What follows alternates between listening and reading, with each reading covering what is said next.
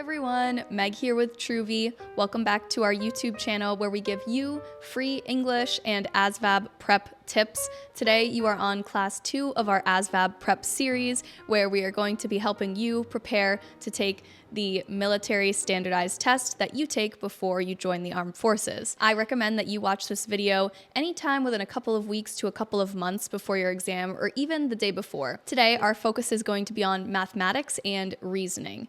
Today, we will be focusing on many different problem-solving skills that you will see on the exam, different word problems, and different math-style issues. The focus of this video is to help you boost your ASVAB score by getting the best math score possible on it. A reminder for today's lesson, please stay focused and take notes with a pen or pencil and a piece of paper. The more you practice these on your own instead of just watching the video, the better result you will probably be getting. So I highly recommend you go ahead and grab paper, pen, and pencil now. There are 3 main sections to the video today. We will be focusing on arithmetic reasoning, then math knowledge, and finally specific study tips that are going to be helping you ace this part of the ASVAB. Before we begin, I'd like to give you a reminder that if you haven't subscribed to our channel, please go ahead and do so now. It helps us bring you free videos like this almost every week. All right, so let's move on to part 1, arithmetic reasoning.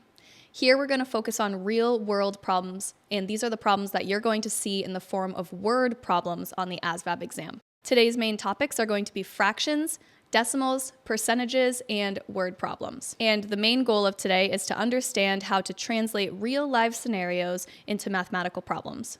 So part 1 of this first section is fractions. Let's look over the example question. If you have 3/4 of a pizza and eat half of what you have, how much pizza is left? Let's go through how to do this problem. All right, so first let's start with step 1. How much pizza do you have? You start with 3/4 of a pizza. Step 2, how much of that pizza do you eat?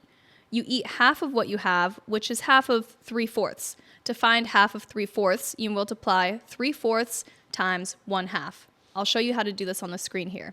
So as you can see, 1/2 times 3/4 equals 3/8. So you eat 3/8 of the pizza. Let's review in English how to multiply fractions. First, you're going to multiply the numerators. The numerators in this scenario are the top ones. Denominators are on the bottom. So on the top, you have 1 times 3. So you're going to multiply them together. 1 times 3. Then you're going to multiply the denominators. Those are 2 and 4. So you're going to do 2 times 4, which equals 8. And then the third step is just going to be writing the result as a new fraction. So that's 3 as the numerator and 8 as the denominator.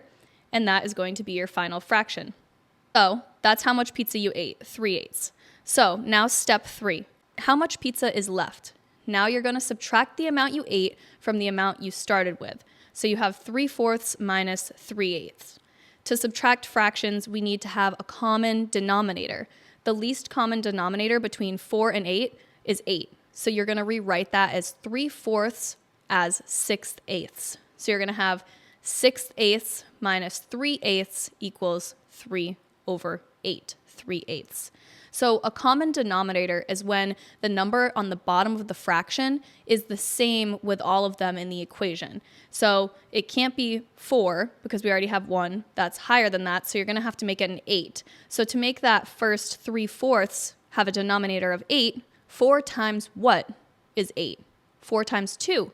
So then you're going to do 3 times what is going to be the next number. 3 times 2. Because you multiplied the denominator, you got to do the numerator too. So that's why it's 6/8. Anyways, so we have 6/8 minus 3/8 equals 3/8. And that's your final answer. You have 3/8 of the pizza.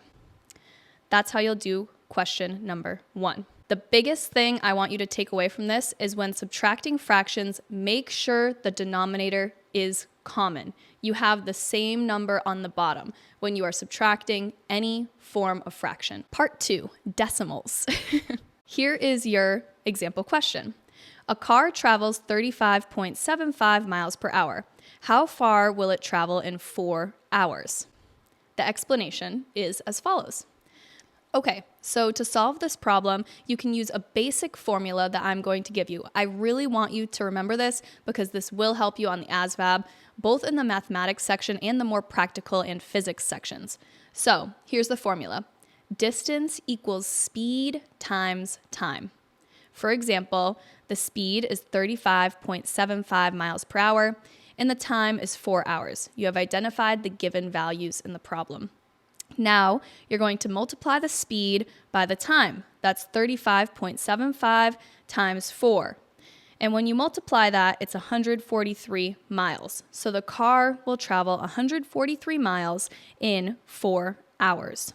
Just a little side note, let me teach you how to multiply decimals in English very quickly. So say you have, for example, 3.5 times 2.4. That 3.5 times 2.4, I now want you to just get rid of the decimal. Make it 35 times 24. Just get rid of it. But count how many total decimal places were in that number originally. So in 3.5, there's 1 decimal. In 2.4, there's 1. So the total is 2 decimals. So now that you've multiplied 35 times 24, you have 840. Now I just want you to move the decimal over, 1, 2, and now you have 8.4. It's that simple to multiply decimals. Part 3, percentages. This example question is, if a shirt is on sale for 25% off and the original price is $40, what is the sale price? So first, what you're going to do is find 25% of the original price.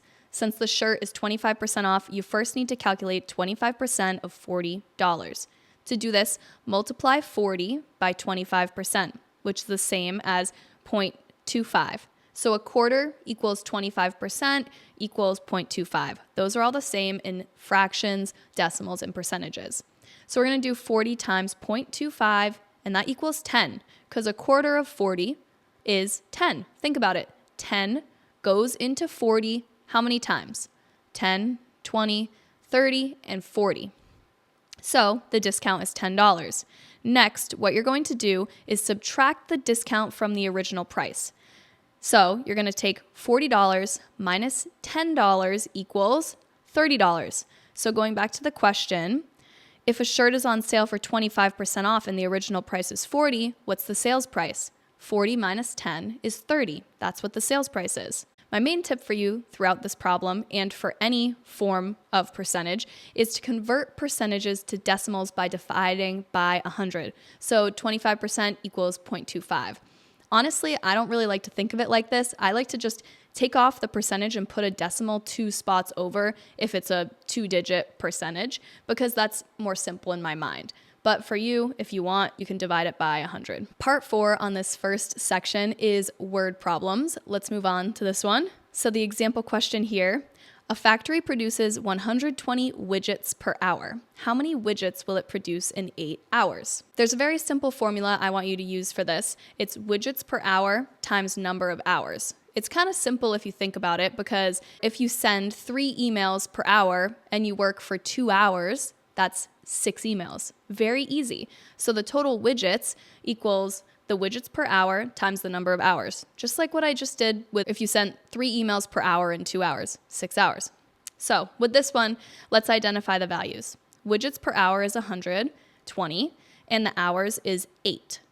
Next, you're going to multiply 120 times 8, which is 960. And just to review, since you're not going to have a calculator on the ASVAB exam, how to multiply. You're going to put the numbers together as you see on the screen with the 120 above and the 8 on the bottom. You're going to start and go right to left. So 8 times 0, 8 times 2, 8 times 1. And when you do 8 times 2, it will be written as you can see here. It's kind of hard to explain, but you carry the 1 and then you're going to bring it down as you probably remember from junior high or high school. But if you don't, that's how you do simple arithmetic skills. So anyways, your final answer here is going to be the factory will produce 960 widgets in 8 hours. All right, so that's it for section 1, which is arithmetic reasoning. And I really hope that this was helpful to you. If you have any questions on basic arithmetic with fractions, decimals, percentages, and word problems, go ahead and drop them below. I'll make another video answering those and even can send you a follow-up email. As always, please make sure you're downloading our free clickable PDF that is in the description of this video. That way you're able to follow along with these questions on a piece of paper. I recommend that you can even print it out before you watch the video, then you can review at the same time. All right, so let's move on to mathematics knowledge. This section focuses mainly on algebra and geometry concepts. The topics include equations, inequalities, and geometric formulas. And the goal for you is to master these core principles so you're able to solve mathematic problems very efficiently and quickly. Because as you know, the ASVAB exam is timed, so you cannot take too much time on certain things. Otherwise, you're just going to run out and then your score will be even worse. So the quicker and more efficiently we can get you to get these answers, the better. All right, part 1 is solving equations. So for this one, I want you to be able to solve for x with 3x plus 5 equals 20. Here's how you're going to do it. First, you're going to subtract 5 from both sides. So you can isolate the term x. To isolate it means to keep it alone. That's also another great word for you to know for your ASVAB exam. Isolate, that means to keep by itself. So you're going to isolate x. So we're going to subtract 5 from both sides. So now it's 3x equals 15 because 20 minus 5. Anything you do on one side of the equal sign must be done on the other. So now that it's 3x equals 15, you're going to try and get that x alone. What can we do to get that x away from the 3? We can divide it by 3 because 3 divided by 3 is 1, which is just x. So now we're going to divide both sides by 3. So now it's x equals 5. That's your final answer. X equals 5. And that's how you can solve equations and solve for x. My tip for you is to always isolate the variable by performing the opposite operations, one on each side of the equal sign. Next up, we have solving inequalities. So the example question for this one is to solve for x. 2x minus 3 is less than 7. If you didn't know, we have two signs in math that kind of look like this. It's the greater than and the less than symbol. What I like to think is wherever the bigger side is, it's greater than because it's like gonna eat it. It's bigger. And then the less than is smaller. So it's gonna push it away. So in this one, 2x minus 3 is less than 7. So to solve this inequality, what you're going to do is step 1, add 3 to both sides of the inequality to isolate the term with x. So you have 2x minus 3 plus 3 is less than 7 plus 3. Because you want to get that x alone again. So we're going to just add 3 to both sides. So now it's 2x is less than 10. So now we're going to do the same exact thing that we did prior in the other problem. We're going to divide by 2 to get that x alone. So now it's 10 divided by 2. Now it's x is less than 5, which is what it simplifies to. And that's how simple you can get the answer. If you see in the ASVAB exam during any math section that they say to simplify a problem, it means to get it to the smallest broken down piece that you can while keeping it a whole number. So x is less than 5 is the most simple. You can't divide that by anything else. You can't multiply it. You can't do anything to get it any smaller. That's just how it is.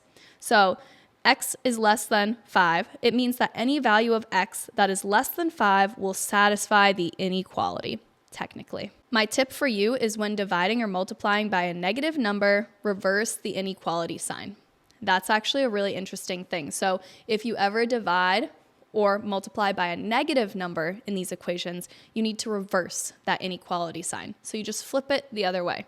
Pro tip, make sure you do that. Part 3 of section 2, geometry, area of shapes.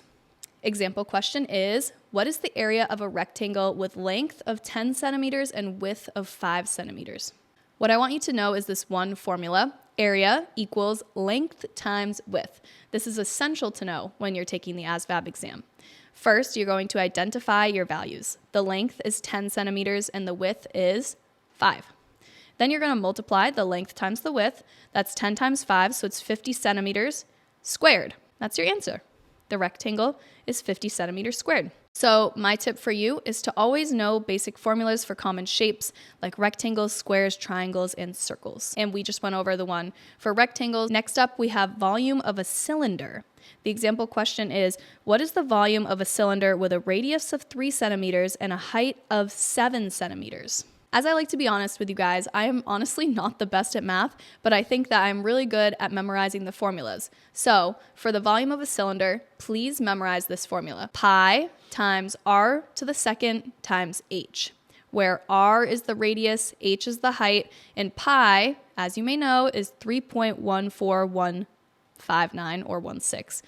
So 3.14 is pi, you could say. So step 1 in this problem, identify the given values. The radius, r, is 3 centimeters, and the height, h, is 7.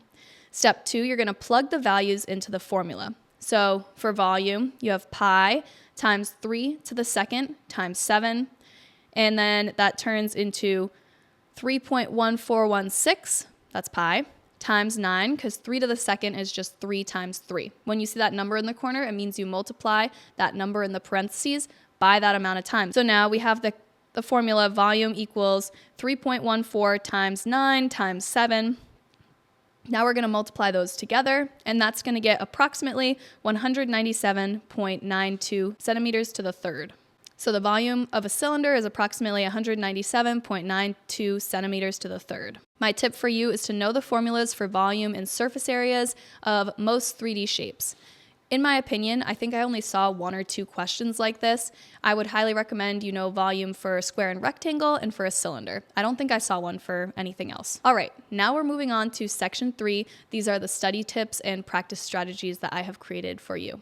So some main tips I have for you for success on the ASVAB math sections is to first, practice regularly. So please review this video again after this with the PDF that we have attached. Follow it along and make sure you're memorizing the key formulas that I gave you. Some for volume, some for multiplying decimals, and some for different things as well.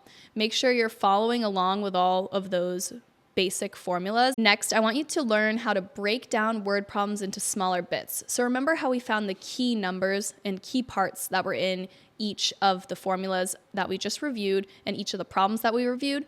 I want you to go ahead and do that every time you practice. You can identify where your specific units are, and then you're able to put them right into the formulas that you know. The next big one I have for you is to eliminate any answers that are impossible. When you take that test, if you can just mentally get rid of a few answers, it will make it so much easier for you to find the real one. If you know what it isn't, then you probably know what it is, or at least you're narrowing it down to 2, maybe 3 options. And then my last big tip for you is to take some practice exams, or if you're interested, we offer one-on-one tutoring sessions to prep you for the ASVAB exam. Our teachers work on exactly what you need to practice and what you're lacking. That way you're able to get a better career for the rest of your time that you're in the armed forces.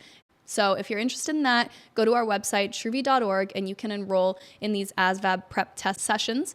I would recommend that you take them for at least 2 to 3 weeks before your exam, and that way you're really able to focus and really able to work hard before you get that score. I want you to keep practicing, stay consistent, and trust in your abilities. You really do have this test in the bag as long as you study and review. If you don't study, you're probably not going to get as good of a career in the armed forces as you would like. So I do recommend you study the best you can because this opens a world of possibilities for you. It's just one exam. You can really study for it and then you never have to take it again, which is amazing. And I want you to also know that reviewing the concepts and not just understanding the few problems we went through in this video is essential.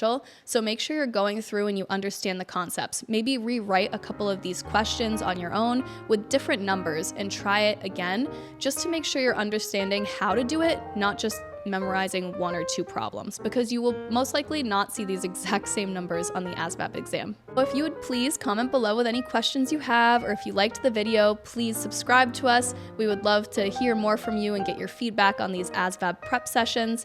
And as I had mentioned before, this is a 10-class series that's free to all of you prepping for your ASVAB exam. If you have any topics that you want to focus on, please let me know and I will for sure make a video about it. I hope you all have a great day and I'll see you in video 3 of the ASVAB exam test prep series. Bye guys!